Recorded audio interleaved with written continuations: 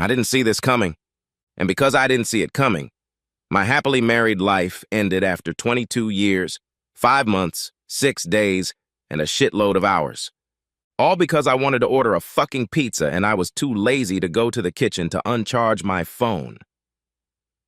Surprisingly, my wife's phone was on the nightstand at the other end of our couch. I say surprisingly, because it's a rare occasion when the thing in question isn't in her hand or tucked into her pocket. Especially in the last few months when she's left the room to text, let alone talk. I heard the shower water running noisily upstairs, which seemed odd for a late Saturday afternoon, but didn't pay it any mind, taking her phone to place a takeout order at our favorite pizza place. We hadn't discussed any plans for the evening, and since nothing was cooking in the kitchen, that usually meant pizza for me and an order of pasta primavera for her. Except that when I hit the back button on my phone to log in, the damn thing asked me for my password. Admittedly, I looked at the phone like it had just cursed me and squeezed it tightly in retaliation. Fuck you, iPhone, I thought, and immediately started wondering what the hell the password was. And as soon as I started wondering, a more important thought occurred to me about why it was locked. We've had identical iPhones for years, and neither of us had ever locked them before. The last time I used her phone was probably about 8 months ago to check the weather, and it wasn't locked then. I'm a pro at computers and phones, so I took the password request as a challenge. After a moment's thought, I entered the last 4 digits of her social security number, knowing that was the combination she had set for our home safe where all our important papers, like birth certificates and passports, were kept. The phone immediately unlocked, revealing a texting screen. I noticed that at the very top of the list was her best friend, Jen Jefferson, which meant that the last message before heading to the shower Tracy had texted her. I probably shouldn't have looked at the message list, knowing it was a violation of her privacy rights. But then again, she's my wife, so I didn't think it was that big of a deal if I merely looked there to see what she and Jen were texting about. Could the price of an expensive pair of shoes really be that personal? A life-changing event? The pain I suddenly felt in my chest would have knocked me over if I had been standing. I began to suck in air like a person being strangled. Everything went tumbling. I wasn't sure if I had passed out, but when I regained consciousness, I realized I had tears in my eyes and couldn't focus. Suffice it to say, I found out why my wife is a shower and that the activities planned for the evening with a certain Neville were not their first meeting. I had read through the entire conversation and was just starting to scroll through to see if there were any others when I heard the shower go silent. So I exited the app, locked my phone, and put it back where it was. Feeling like someone had just hit me in the stomach with a baseball bat, I sank down on my edge of the couch and stared into nothingness. A short time later, Tracy came downstairs and walked into the living room. She was dressed nicely, but not too sophisticated. Nice touch, I thought to myself. I was glad I didn't jump up and start choking her to death. I decided to see where this was going. "Hey, babe, I'm going out with Jen and the girls tonight.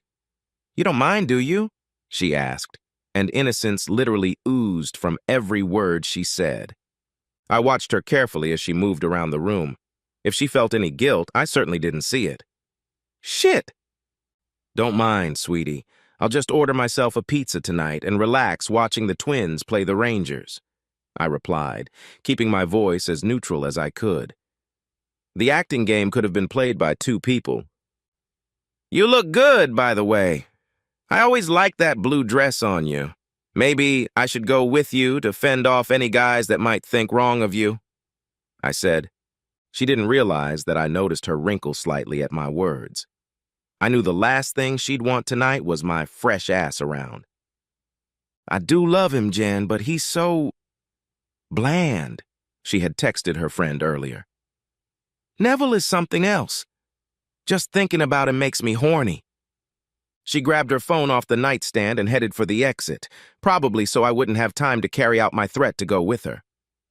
I knew she'd meet Neville at the Red Lion for dinner, and then they'd drive to his apartment for a few hours of carnal pleasures. I wasn't seriously going to go with her, but before the end of the evening, this bland guy would definitely have to show up.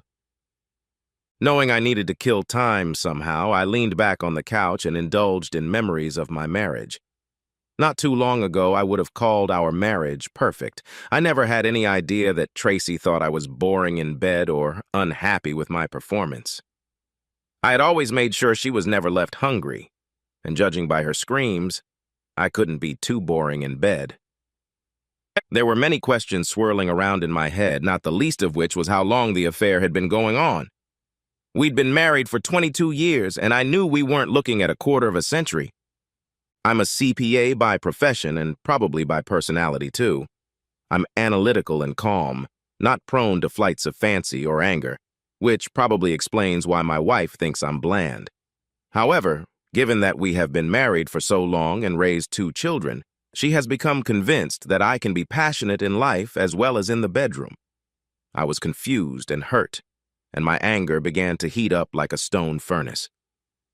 I knew my wife and her lover had reservations for 6 that evening, so I pulled into the back parking lot of the Red Lion at 7 to watch the door.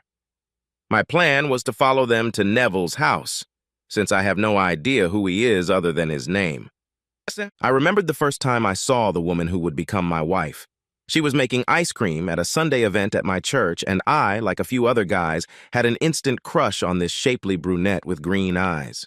I had to fight my way through several other young guys that day to get a chance to talk to her, but the wait was worth it. In addition to being beautiful, she is smart and has a good command of the language. I wrote down her name and phone number that day, but I didn't call her for 2 weeks. Figured it would give all the suitors time to get out of my way. The relationship took off relatively quickly. We dated for 8 months before I asked her to marry me. 8 months after that, we were married. 2 more years after that, we had a son, Larry, and another 18 months later, we had a daughter, Delilah. Both children were already in college, which, in retrospect, may have been the beginning of the end of my marriage. I noticed that Tracy seemed a little distant from me, but when I tried to tell her about it, she said I was paranoid. Paranoia, your name is Daniel. I was shocked when Tracy walked out of the restaurant around 7:20, followed by a tall, trim young guy who looked about 20 years younger than her 47 years.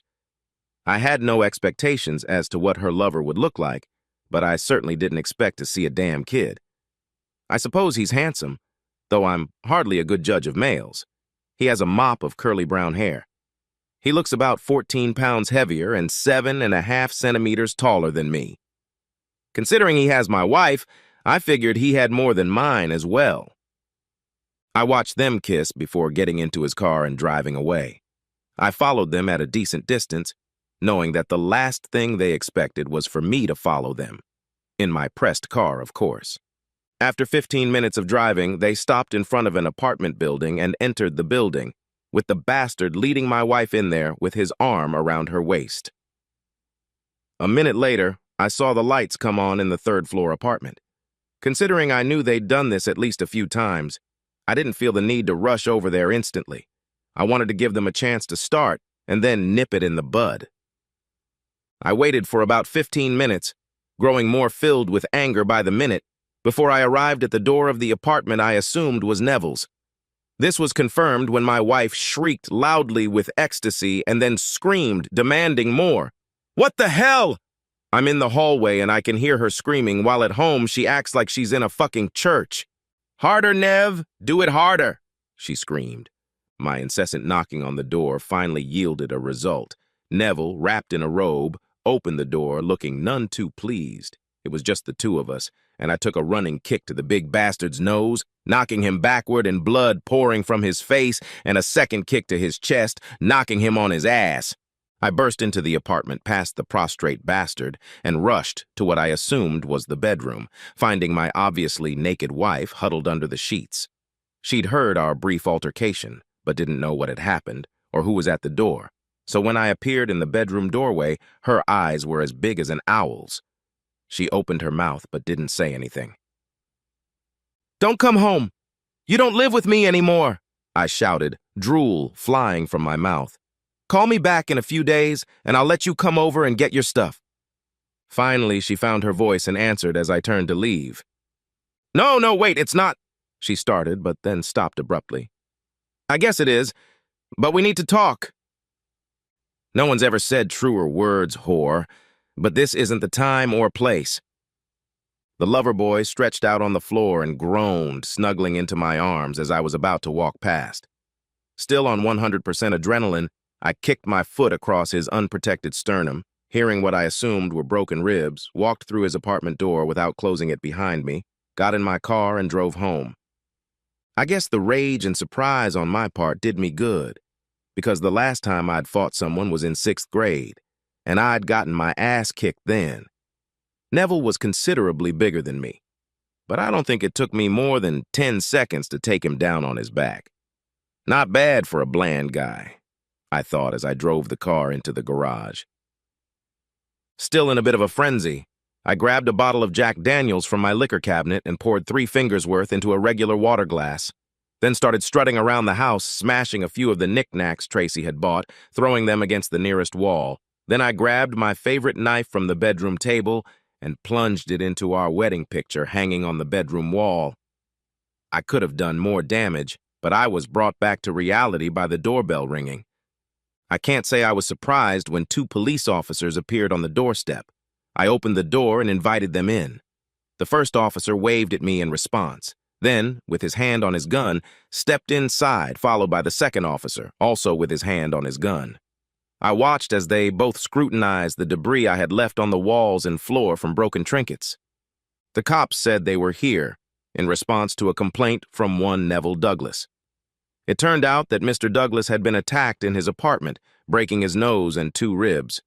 Although Neville didn't know who attacked him, a woman who was in the apartment with him confirmed to the cops that it was me, her husband. I thought it was very nice of the cops not to call me her puppet husband. We realize you were completely right to beat him unconscious.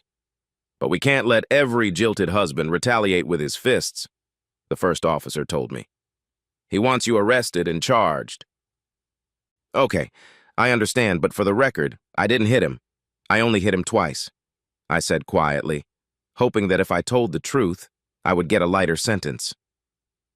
Both officers looked me over from head to toe and then seemed impressed. Looks like Mr. Douglas just fell for the wrong woman's husband, the second officer remarked. I acquiesced to go with the officers after they told me I had a few minutes to complete some personal business on the computer. While they watched me carefully, I transferred half of our checking and savings accounts to an account in my name only, and then paid off and closed our 2 joint credit cards. I wish I had done that from the beginning when I caught my wife cheating, the first officer said. It took almost a year before the court made her give me my share back.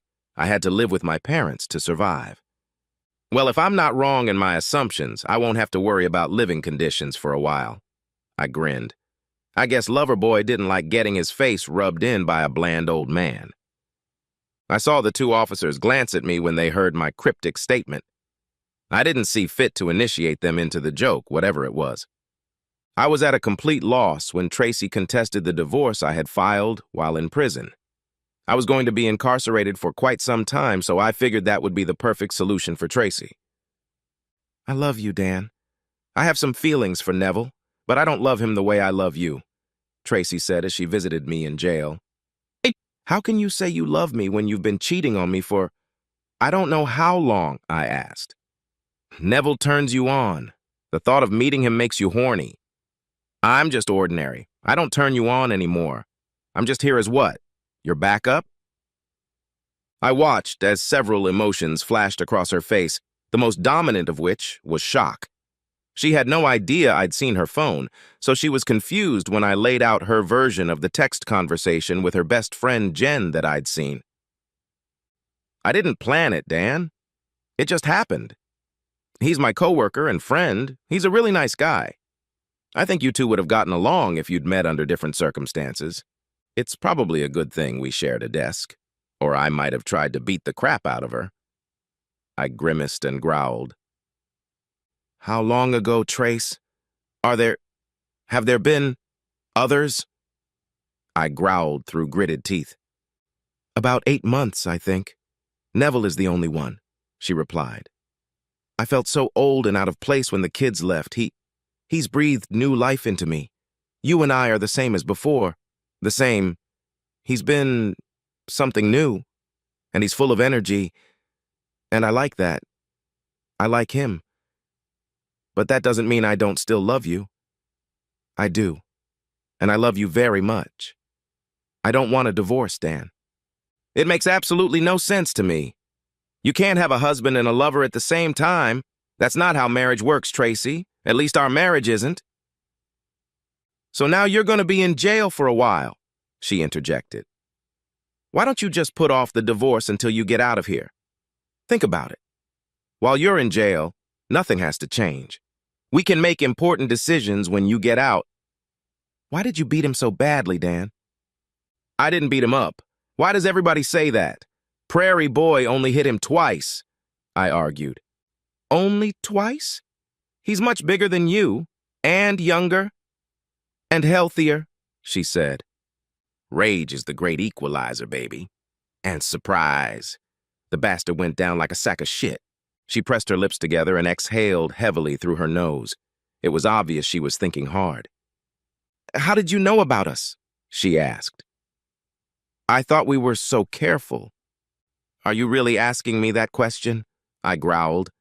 She refused to sign the divorce papers, knowing I wasn't going anywhere for several years.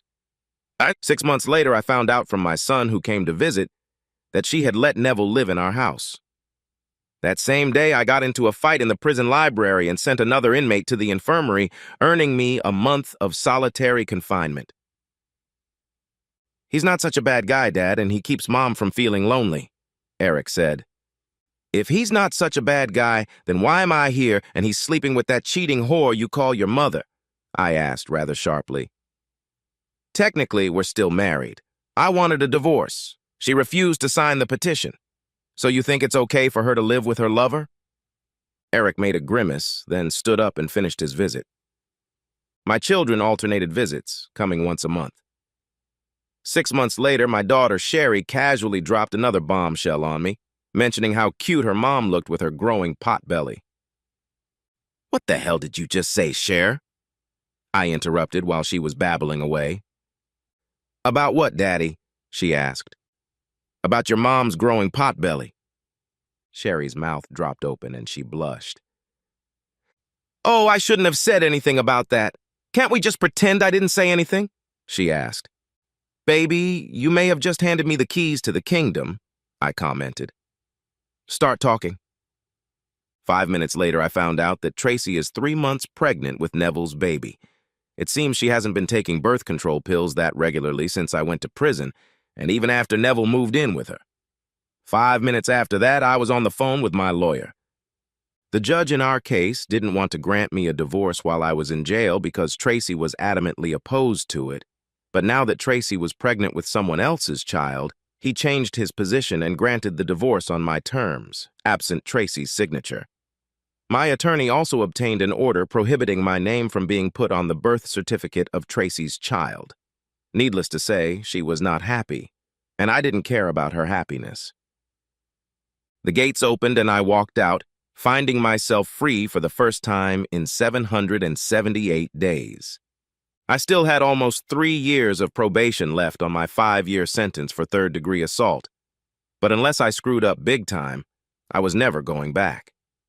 I grinned to myself, realizing that I hadn't been completely honest with the parole board a few weeks ago.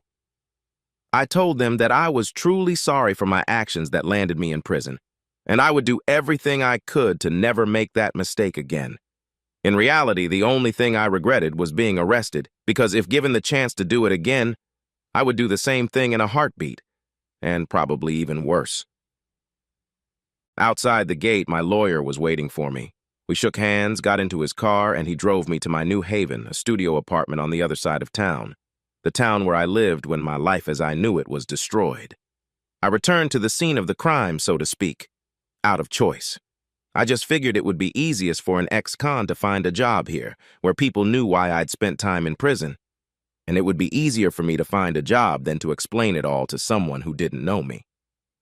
This strategy worked to perfection. 2 days later, I got a job at Wilkie Outdoor Concepts, an earthwork and landscaping company, probably because the owner is also an ex-convict. Anyway, it is a paying job, and I was happy I got it. The biggest flaw in my strategy was that I knew one day I would confront my bitch ex-wife and/or her lover and baby daddy.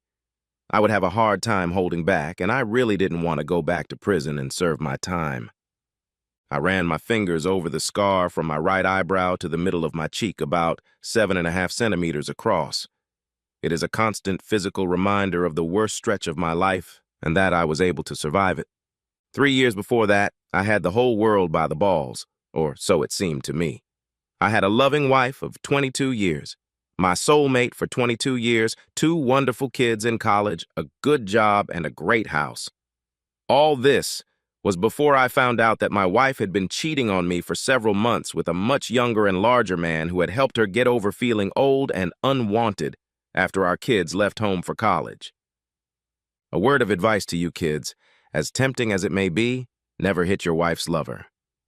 I felt great at the time, but it cost me over 2 years in prison. By the way, I broke his nose and 2 ribs.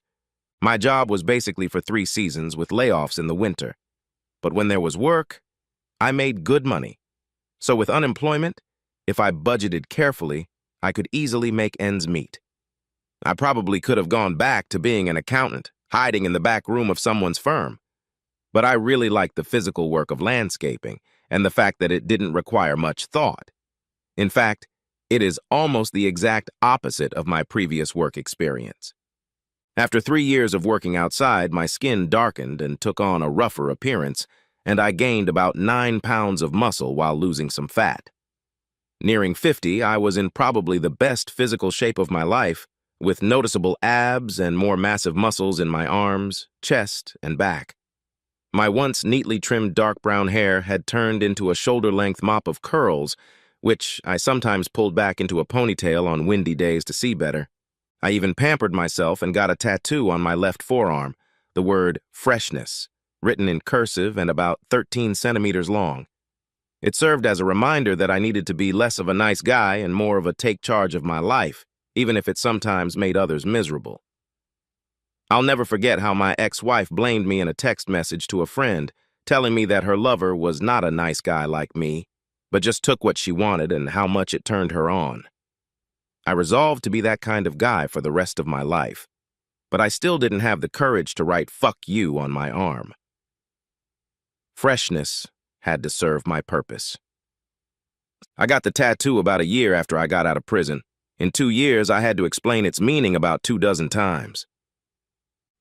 "You're Dan Washburn, Tracy's ex-husband, aren't you?" said a very sexy voice to my left as I sat behind the bar at DeVito's place, a quiet bar 15 minutes from my apartment on a Thursday night. There were important people at DeVito's and I wasn't, so it was a good excuse for me to socialize while I watched Thursday night soccer and drank beer. Although I didn't know her that well, I recognized the woman with the sexy voice as Jen Jefferson, my ex-wife's best friend, and yes, the very same Jen Jefferson.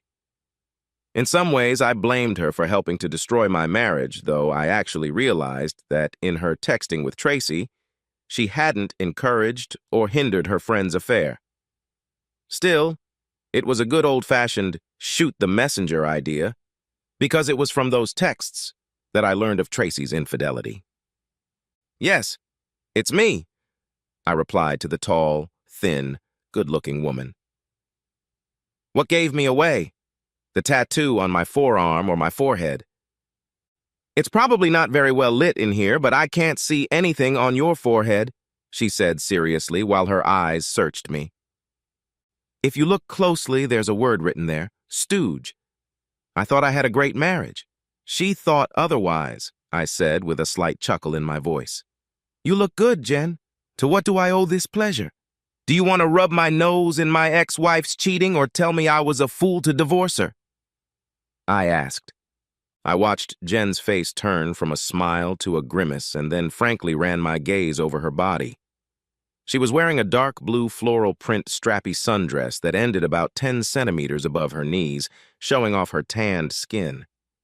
She was about the same age as me, and I'd have to admit that she took good care of herself. I would if the opportunity presented itself. "I can twirl in front of you if you want," she said with a slight playfulness in her voice. "Good. Let's see where this goes." I raised my index finger and made a motion for her to spin around. She did so with a smile on her face. Her sundress lifted slightly as she did so, which brought a smile to my face. "Nice, very nice legs," I said, imagining how they would look with them hugging my body. She frowned slightly, and I wondered for a second if she was reading my mind. "I realized that I was mostly Tracy's friend and you and I didn't know each other very well, but I'd like to stop by and see how you're doing. I know the last few years haven't been the best for you," she explained. "I'm doing fine now. It took a while, but almost everyone in town has been very helpful to me. By now, everyone knows the whole story, and I've gotten a lot of support. No one treats me like a criminal. Well, an ex-criminal," I said. "For the record, I wasn't excusing Tracy's affair. I knew about it, but I didn't condone it. I thought it was wrong, and you've always struck me as a decent man. I told her that she should have divorced you before having a relationship, but she kept insisting that she loved you. And if you never found out about her affair, it wouldn't hurt you. We argued over this because my ex cheated on me before I divorced him." "Have you ever thought about telling me?" I asked. She blushed heavily and lowered her eyes. "No," she whispered. "She was my friend, and I knew you only a little. I guess you could say I was loyal down to the last detail." Jen was at a bar with a couple of friends who were also singles. She invited me to join them at a table, and I accepted. The other women, Mary Jo and Allie, were also friends of my ex. We spent the evening in pleasant conversation. The only taboo topics were my divorce and my ex. "I really like your new look," Jen said at one point in the evening. "Very." "Not bland?" I interjected. "Definitely not bland," Jen said, running her finger over the tattoo on my forearm. "But you know, for some of us, bland isn't necessarily a bad thing. For some of us, it means you're a good guy. And good guys don't always finish last, if you know what I mean." She blushed slightly, and her friends smiled back. At some point, all three women dialed their numbers into my phone. Mary Jo started by cheekily asking if she could give me her number, and the others tried to keep up. 2 days later, I called Jen to arrange a date. She suggested that for the sake of fairness, I should also call Mary Jo and Ellie and ask them out. "I'm sure you won't be disappointed, and afterward, you can make an informed decision whether you want to date one, two, or all three of us," she enthused. I laughed with her and told her it wasn't a bad plan. It turned out to be a very good plan, and I had good dates with each of the women. The decision didn't come easy to me, but I decided to try Jane as someone worth moving forward with. "Are you going to keep dating all three?" she asked when I asked her out on a second date. "I would have realized that, but I was hoping you'd give me a chance to be the first to cement my relationship with you. Too explicit?" "I know that if I don't ask, Mary Jo will." "Not too much," I assured her. "On our next date, we had sex. No, that is an understatement of epic proportions. We made love for half the night. Yes, neither of us are 25, but experience and emotion gives you a lot." Almost immediately, she fell asleep in my arms. The next morning, I woke up to her ass against me again. "Freshness wins," she whispered to me a few minutes later. "Jen and I dated for 6 months before I asked her to marry me. I never asked her if she kept her friendship with Tracy or if they talked about me, because I didn't care. That part of my life was long over. She, on the other hand, at a minimum, thought about it, because when she stopped crying after I asked her to marry me, she said she would never play Tracy. One man, one woman. That's the only way. It may be bland to some, but to me it's perfect," she said. Epilogue. Tracy and Jen's relationship ended a few months after Tracy found out that her best friend was dating her ex-husband. "You stole my husband from me, you slut," Tracy accused Jen as she relayed the conversation. "No, I didn't. You gave him up. He divorced you," Jen replied. "You have Neville now." "Oh, yes," Tracy said quietly. Tracy and Neville never married, so they didn't have to divorce when he left her and their young son a few years later, I learned. As my children told me, Tracy turned into a bitch, pointing out to Neville that she didn't enjoy raising a child at a time in her life when she should be enjoying past accomplishments and grandchildren. Apparently, His willingness to take over everything in the bedroom had exhausted him, and they disagreed on many aspects of their home life. One day, my daughter told me when she came home from work, she found a goodbye note on the kitchen table. "Shit happens," I replied idly.